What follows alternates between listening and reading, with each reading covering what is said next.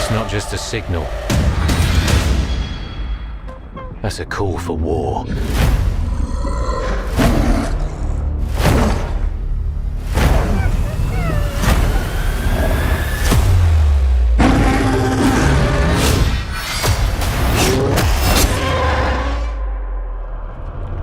What is that?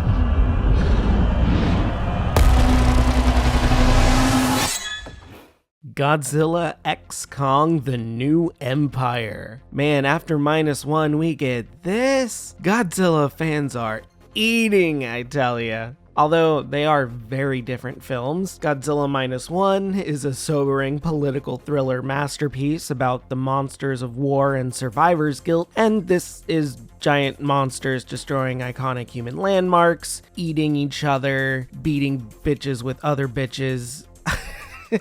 There's a lot that goes on in this movie that is completely ridiculous that you just need to turn your mind off to fully enjoy. Whereas -1, you actually have to pay attention and follow along and get wrapped up in the character's struggle and everything that they're going through. Very different films, but each fun nonetheless. Now, as I am sure it is obvious by now in the multiple times I've said it and the videos I've put out, go watch them again, they're great.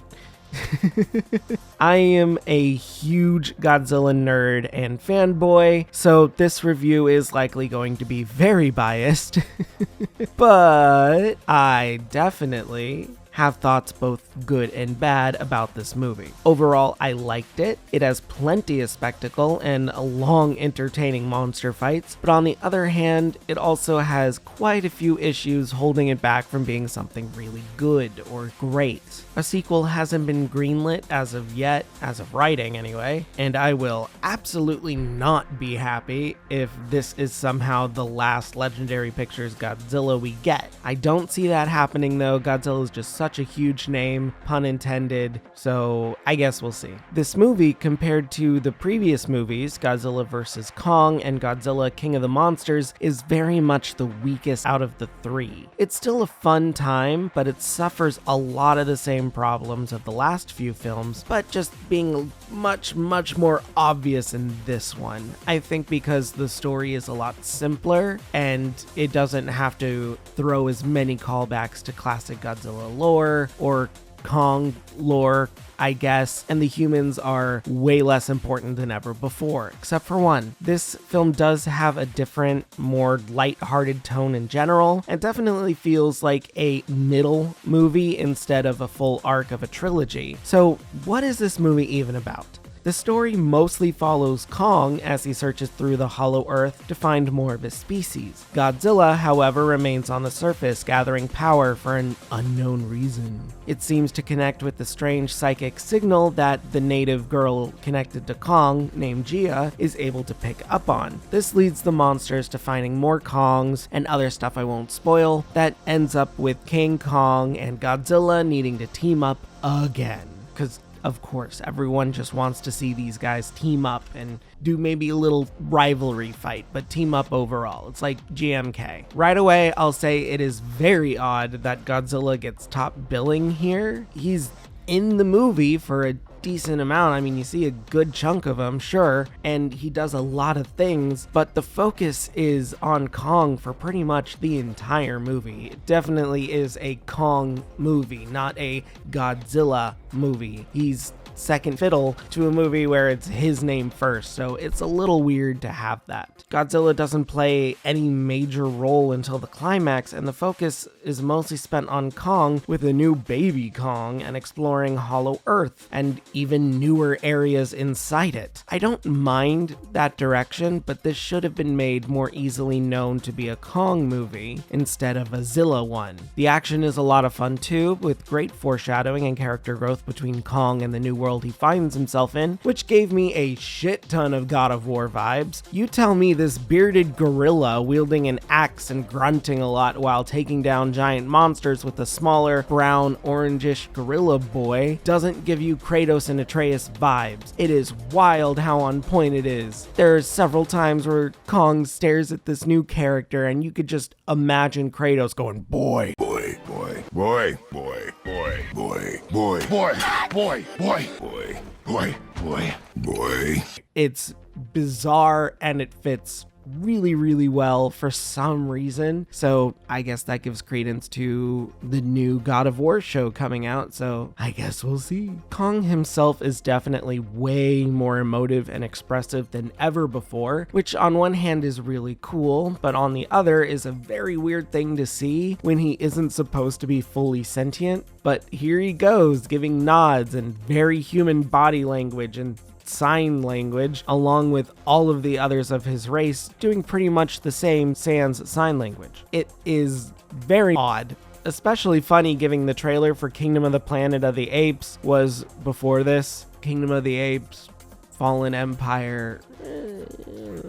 Weird coincidence. Either way, he's still enjoyable to watch with some absolutely hilarious moments in his action parts. I kinda wish there was more, and there's a good amount in here. The humans in this, once again, feel very forced. They don't really offer much besides being exposition dumps, and usually bad jokes, and fast-forwarding the plot so that the audience can understand what's going on a lot better. There's a weird forced plot point too between the mother and daughter, played really well by Rebecca Hall and Kaylee Hoddle, but it is an extremely obvious trope that is done everywhere and clears itself in the most obvious way at the end with little to no real issues or impact to the story. There's also one human that exists just to get killed off immediately and make Hollow Earth seem a little cooler than it really is in this film. The character even foreshadows their death a couple of minutes before. It felt really forced and could have been skipped entirely. They didn't serve any other purpose in the movie. But then they have a really cool introduction to all these new characters that also look cool and do really cool things and are important to the story, and they don't talk. They're entirely silent, and that made me realize something. Honestly, why do we need the humans in this at all? They're just railroading a plot that we can get with either quiet shots or B-roll, or just watching the monsters interact on their own. We have a ton of scenes where Kong does his own thing and has his own separate story, Godzilla too, and Kong only goes to the humans when he needs them for something, like his metal glove upgrade. I think this really adds to the idea that these movies don't need dialogue at all. Kong, when interacting with his people, and Godzilla doesn't use spoken language, just hand motions and body language. The silent humans could convey everything through gestures too, and even Gia is deaf, using sign language. Why can't we lean into a Godzilla or Kong movie with absolutely no dialogue? I know that might seem like a weird Hollywood taboo, but come on, I think it'd be fun. Think like Genndy Tartakovsky's Primal, only with King Kong and Godzilla and the other MonsterVerse creatures. That'd be a ton of fun. I think that'd be so cool. Clearly, it can be done, and these filmmakers are creative enough to do that. Hollywood would say no, though, obviously, because they feel that they need big name actors to sell the movie. They don't. Godzilla and Kong are literally the big names. Pun intended there as well. They are kaijus after all. All the fans will see them. Just make an interesting movie. Hell, Godzilla Minus One is now the highest grossing Japanese language film in America because it's interesting and is a Godzilla name. Speaking of interesting, they really need to do like a Hollow Earth movie in the vein of Kong Skull Island. There's plenty of monsters, but the danger just isn't really felt in this movie, even with the one obvious death. I think that would be a fun spin-off idea, kind of like the Trench movie that was supposed to be the Aquaman horror movie. You could do Hollow Earth and make that the scary MonsterVerse movie. That's a fun spin-off idea. Do a film where a group of people get sucked into the Hollow Earth and need to find a way out on their own while the monsters chip at them only to be saved by Kong or something at the end. That'd be fun. Probably. I don't know. What do you guys think? Hopefully we get more Godzilla-centered movies later, and hopefully it does tie in more to Godzilla lore in general. This one did have some really fun callbacks to classic Goji stuff, like Mothra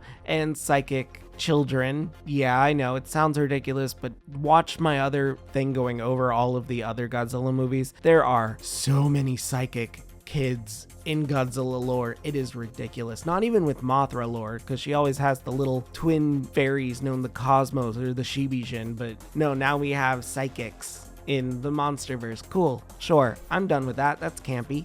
Woo! Oddly enough, this movie was still lacking things like the classic Godzilla theme wasn't brought back, which makes sense because this is a Kong movie, not a Godzilla movie, but still, some classic themes would have been nice to hear. I think everything in here is pretty original, which it's not bad, but it doesn't strike out as audibly interesting. Unlike King of the Monsters, that was absolutely chock full of musical thematic references. It was an odd choice not to include that. I love the music in those. I want it back. It was really missed despite the creative action and nonsense science going on. This is very much a movie to turn your brain off and just accept. It's wild, it makes absolutely no sense, but you get to see some tremendously hilarious fight moments and a ton of iconic landmarks get blown to smithereens in a variety of fun ways, usually by kaiju ramming into it or something. Just don't go in expecting much more or a lot of Godzilla at all. This is not his movie. I think the director, Adam Weingart, did a very good job, and I love his fight scenes, but this definitely needed just a little more work in the writer's room. Just a little more creativity would go a very long way in this. Overall, it's just a decent time that doesn't suck, but really isn't too great or memorable outside of one or two scenes. For that, I do recommend it, but I don't think it's a must-see immediately, unlike the last two films. So ultimately, Godzilla x Kong: The New Empire gets a 7 out of 10 from me. Hey guys, thanks for sticking around for another one. I was so excited for this and it did not disappoint. I also saw Late Night with the Devil. I might do a review about that, but here's my extremely quick review of that. Very good, very interesting, extremely low budget. The pacing at the end was way off for some reason. It had a very great build up and then it just kind of blew its load in the climax, which was a lot of fun, but it just ends super fast. I kind of wish that it was expanded a little bit more. It started with like this documentary style discussion about the main character, so I feel like it should have ended with something like that. But otherwise, I think it was a good time. I'm not gonna say it's the scariest movie of the year so far. It's just fun. Anyway, back to Godzilla and Kong. Love it. I want to see so much more. I'm excited for Godzilla -1, 2, the sequel. I don't know what they're going to call it. -1 is just a weird name in general, but whatever. And hopefully we get another Godzilla movie greenlit by Legendary. I have no idea why they haven't greenlit another one. Godzilla makes so much money, and their Monsterverse thing, they're going all in. They have the TV show, they have all of these movies, so I don't know why they wouldn't. It's confusing to me, but I hope we get to see more. In the meantime, though, let me know what you guys thought about this movie. What would you say to a Hollow Earth horror movie or a Godzilla movie with no dialogue? I think it'd be fun. I don't know. Let me know in the comments below. After that, don't forget to like the video, subscribe, ring that bell so you don't miss a video. And that's it. Have a great day, and if you're not, have a better one. See ya.